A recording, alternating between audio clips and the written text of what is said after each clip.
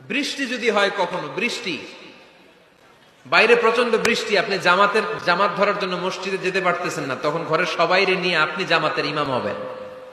দরকার আছে না নাই? আপনি ইমাম, আপনার ছেলেরা পেছনে, মেয়েরা পেছনে, নারী পুরুষ একই কাতারে দাঁড়াতে পারে না, তো আপনি ইমাম, পেছনে আপনার ছেলেরা, এর পরের কাতারে আপনার মেয়েরা আর আপনার স্ত্রীরা। পারা যাবে না? ছেলে মেয়ে যদি না থাকে, হুজুর আমি আর সে টোনাটুনি সংসার, তাহলে টোনা দাঁড়াবে সামনে, টুনি দাঁড়াবে পেছনে, একসাথে দাঁড়ানো যাবে? আমি আর আজকে সভাপতি লিয়াকত ভাই দুইজনে মিলে যদি জামাত করি, একসাথে দাঁড়ানো যাবে। আমি এদিকে, লিয়াকত ভাই আমার ডানে, ঠিক কিনা? কিন্তু টোনা টুনি যদি দাঁড়ায়, টোনা দাঁড়াবে সামনে, টুনি দাঁড়াবে বরাবর পিছনে।